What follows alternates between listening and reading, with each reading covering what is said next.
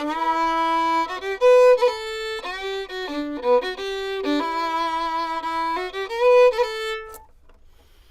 that down a bit.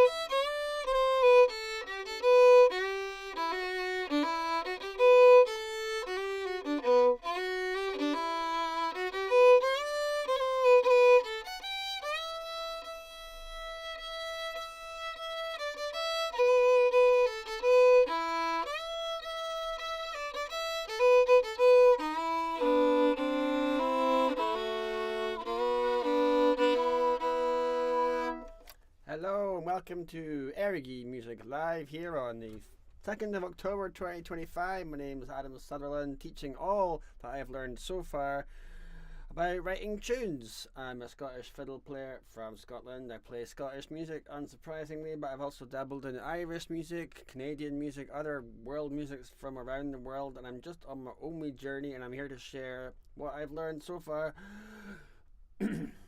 with you. And tonight is 30 minutes of Ask Me Anything about tune writing. If there are no questions, I'm going to just play stuff and make stuff up. And having said that, let's just get started. We have immediately got a regular here, Michael Bishop. Good evening, Michael. Thank you for joining me. I know they said us, but it's just you and me so far. Thank you for joining me again. And straight in with the question. What are the fundamentals for Scots trad? Starting from when? Whoa. What are the fundamentals? Good question. Tricky question. I think I don't know if this answers your question, but what is traditional music? What is it? At its core, I feel like it's love of a good tune.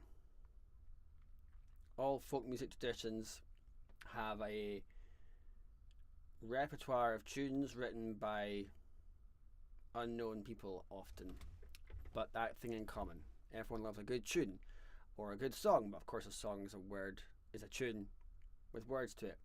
That is the fundamental melody, and of course it's quite well known that some of the big classical composers like Beethoven respected the folk tradition strength of melody and in fact used them. So starting from when, I don't know when it started. There's a great tune called Bodach Beg a Briachan, pardon my Gaelic, The Little Old Men of a Briachan, which I learned from my first fiddle teacher, Donald Riddle. And I believe that's very old, like maybe several hundred years old.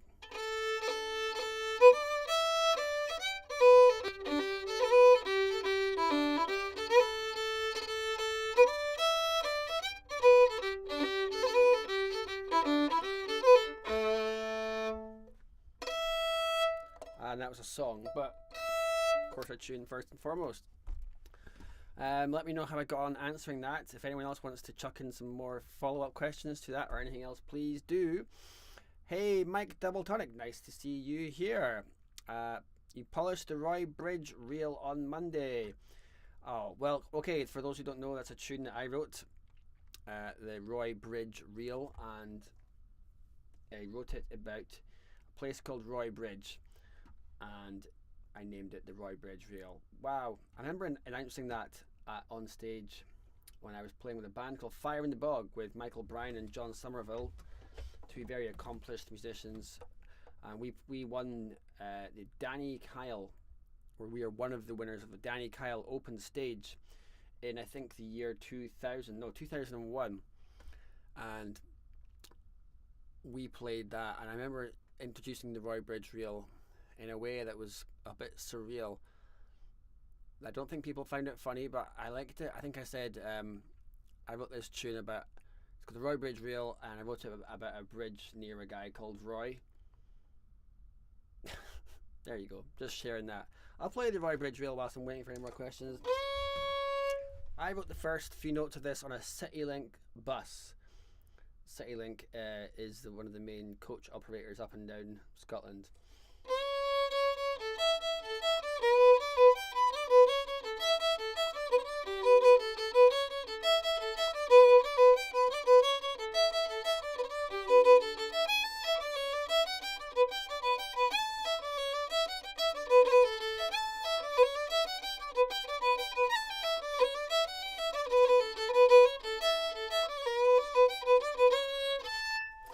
suppose I probably should say, if I have any kind of self-respect in terms of business, that you can get a copy of the Roy Bridge reel from the Erigi collection, which is one of my 2 books of tunes that I have out so far.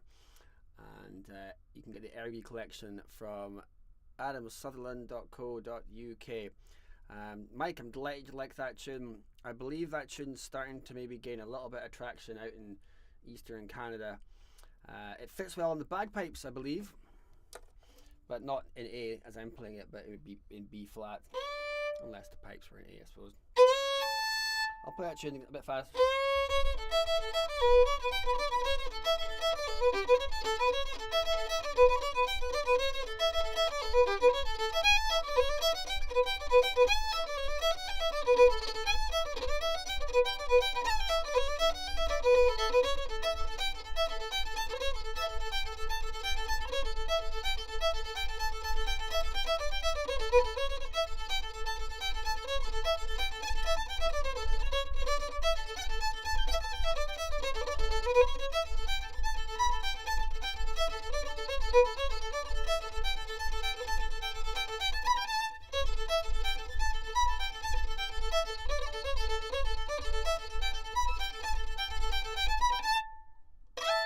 And that was some spontaneous variations on the tune that I've never played before in my life. Let me know if you want the dots for those. I'll try and get that to you.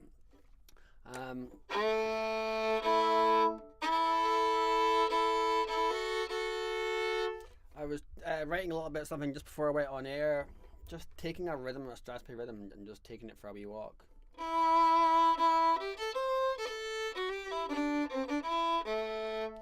Just this rhythm, dee ba da ba ba da ba dee ba da ba ba, and you can do that too.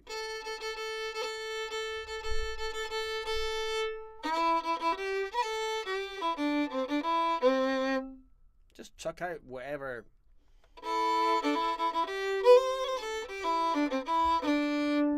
You don't have to like it, it doesn't have to be good, but it's just the act of doing it.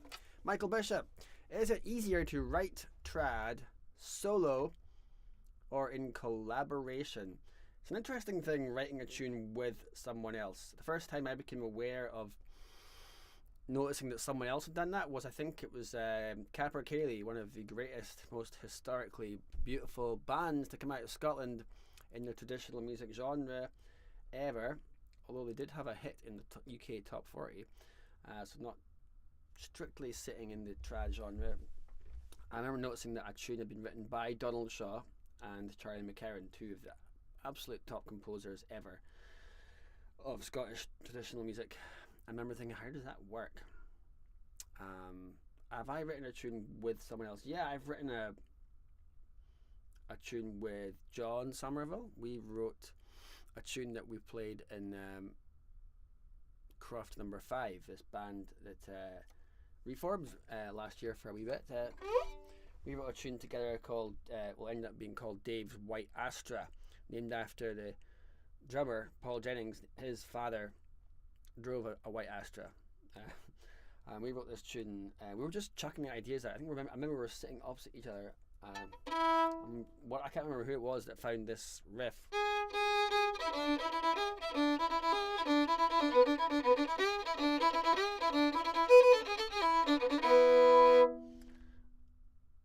This is almost not a tune, it's almost just a riff.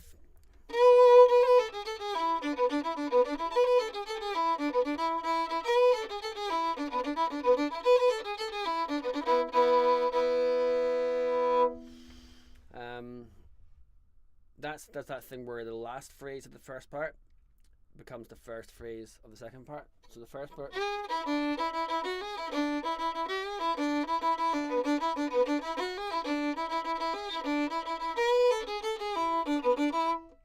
then it goes,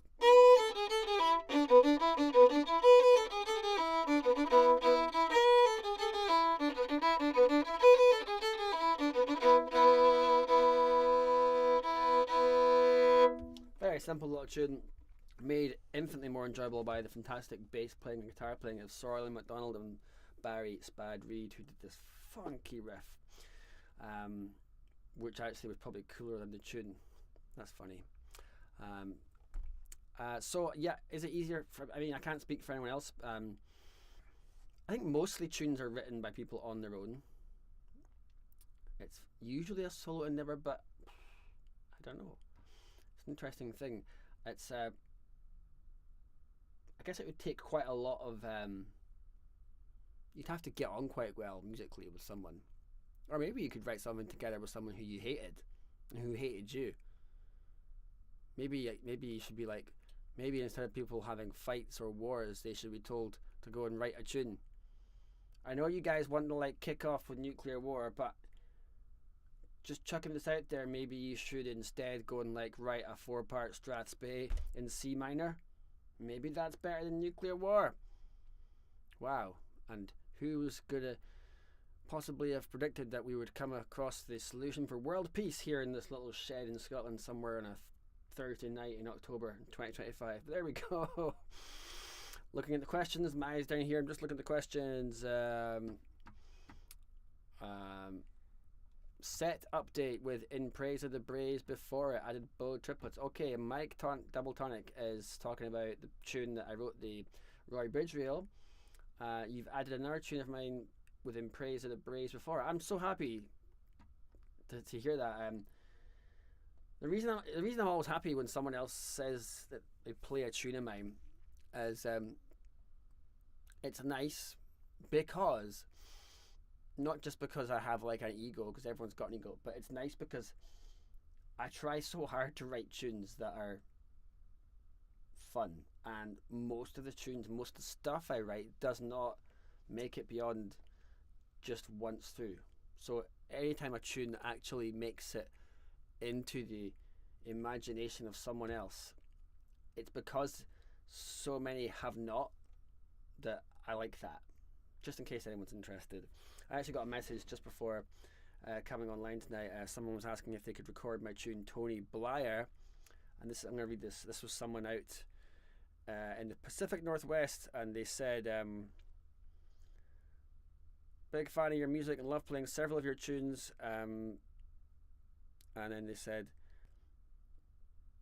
your tunes have really taken hold over here in the Pacific Northwest. I mean, that is just wild.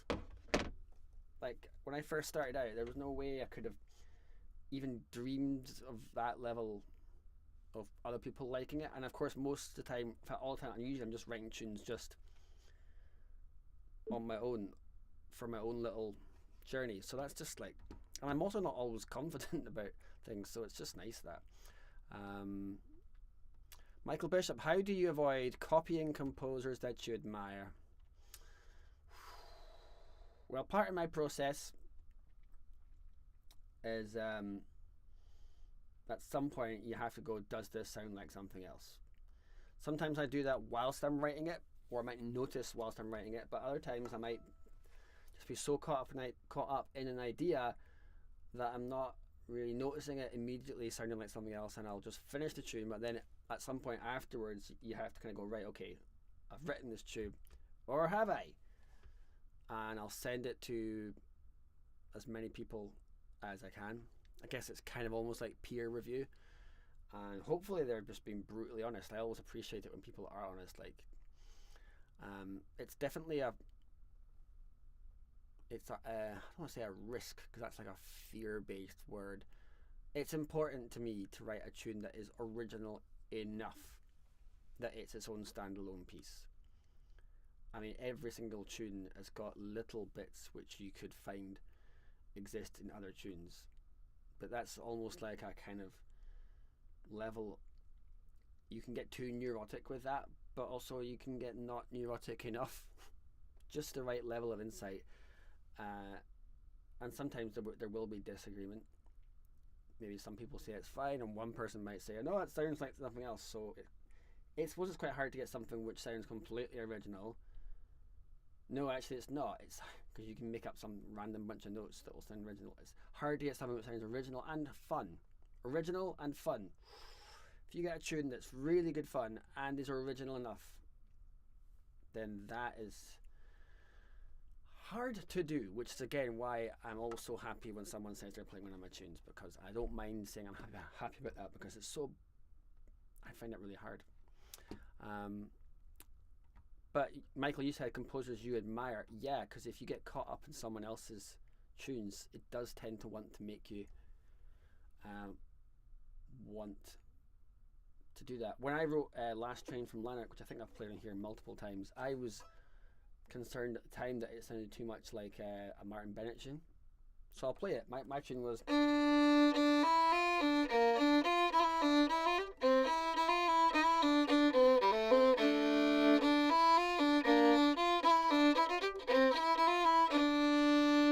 And I was concerned at the time that it sounded like Martin Bennett's tune I from his classic album Botany Culture.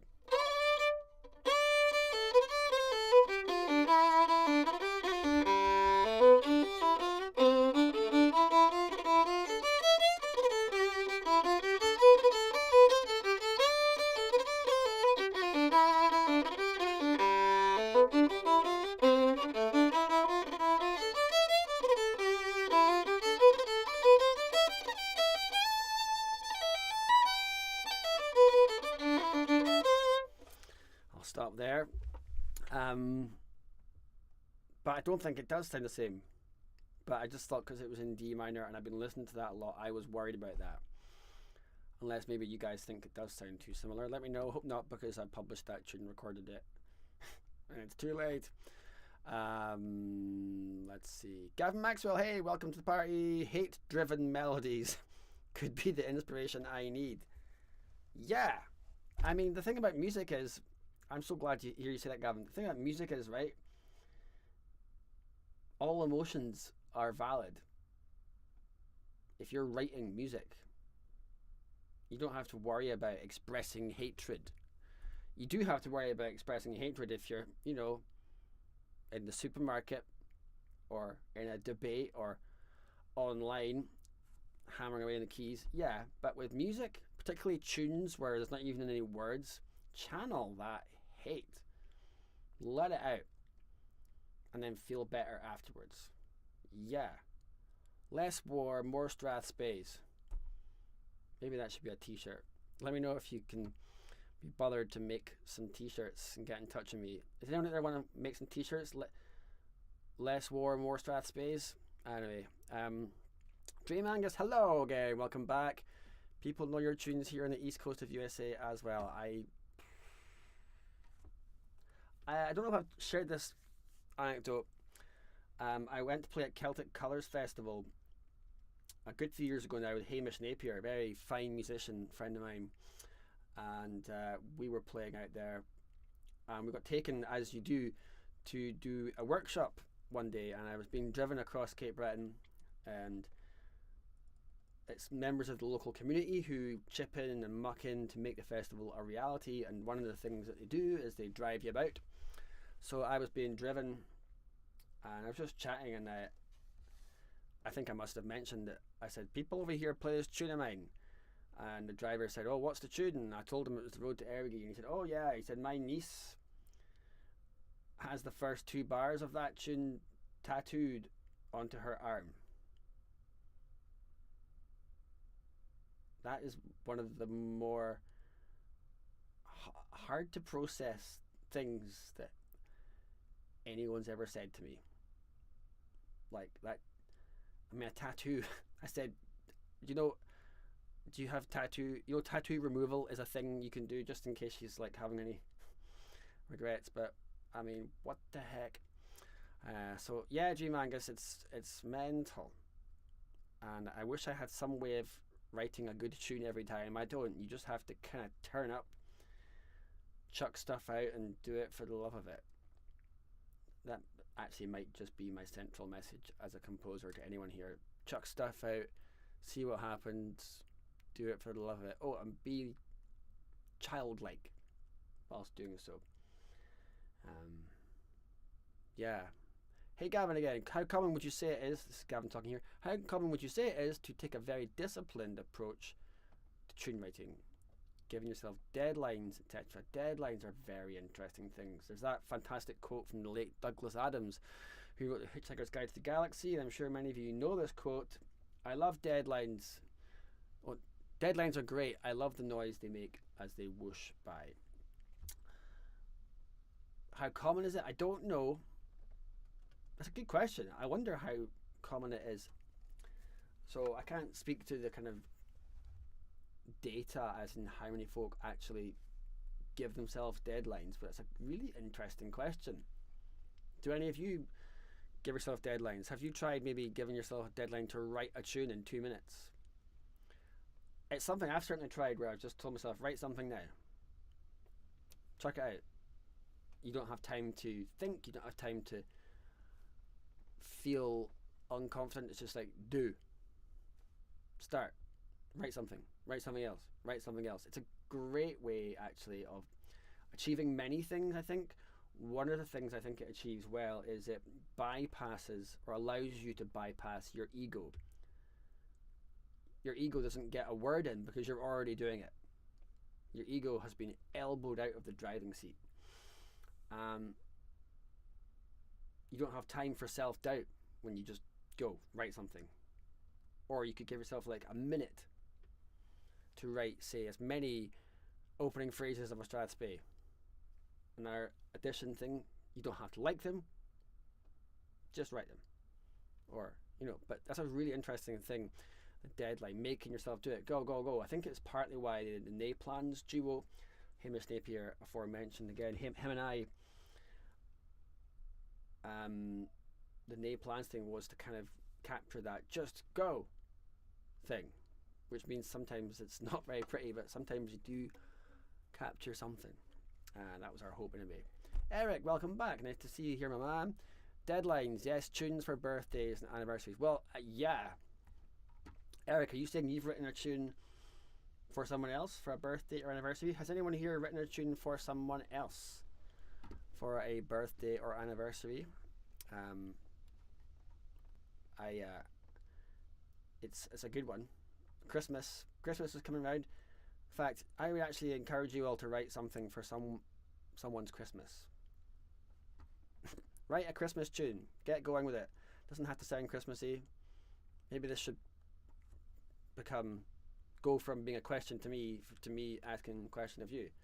How do you feel about writing a tune for someone for Christmas? And when I say write it, I mean like get it eventually printed out and named, and for bonus points, frame it and record it. Just do the whole thing. And you're doing it for them for a gift, but you're also doing it for you. You're giving yourself the challenge, and you're going to grow from doing that. Michael says, yes. Are you saying yes, you're going to do this?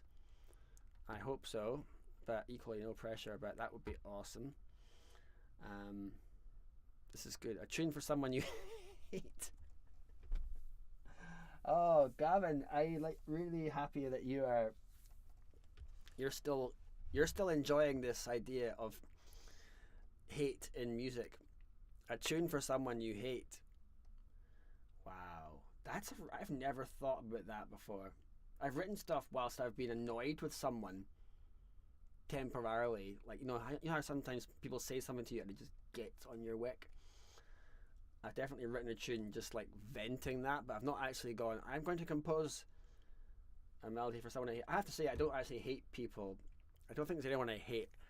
I think I've thought about this a lot. I think it's okay to hate behavior, but like try and love people.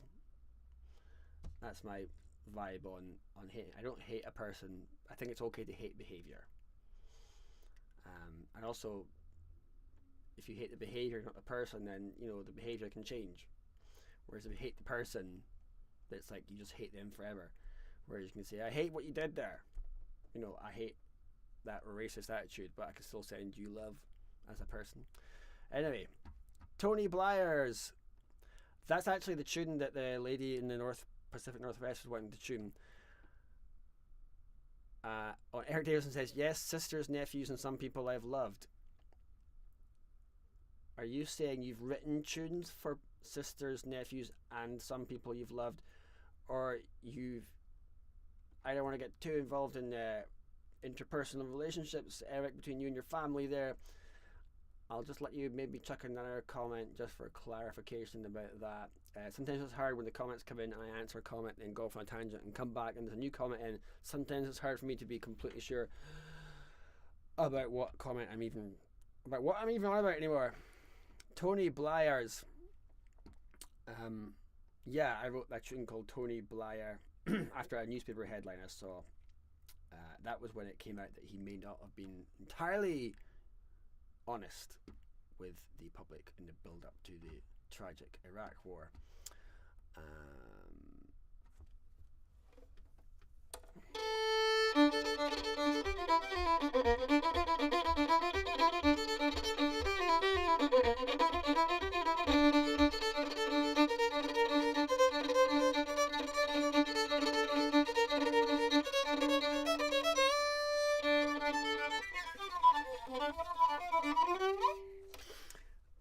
Yes, girlfriends, and that's what you meant. Okay, Eric.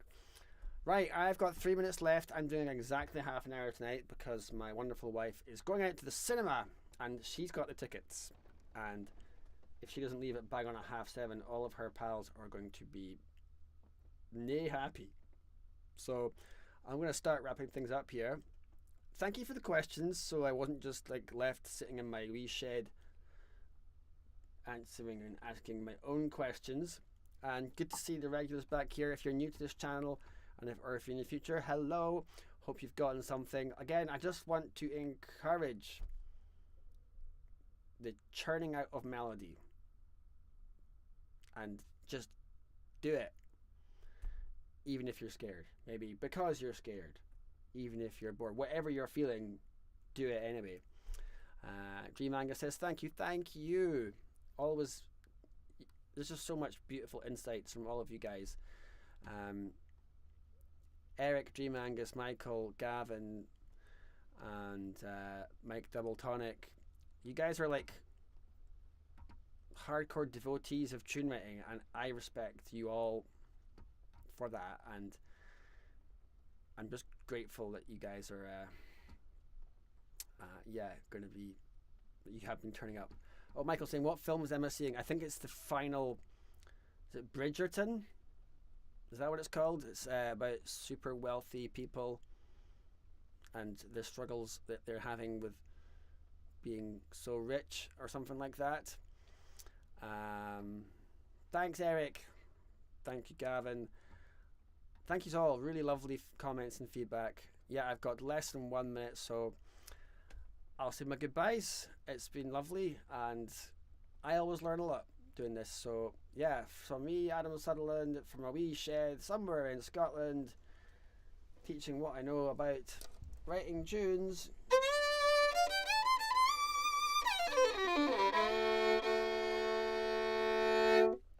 I will say goodbye and wish you all a very, very nice week ahead. One more comment. Eric, our homework is to write a melody for Adam himself. Oh no. You can if you want. I'd be very, very honoured to accept a melody. But also, I think you should write it for, well, someone you hate. Maybe that's what Gavin was saying.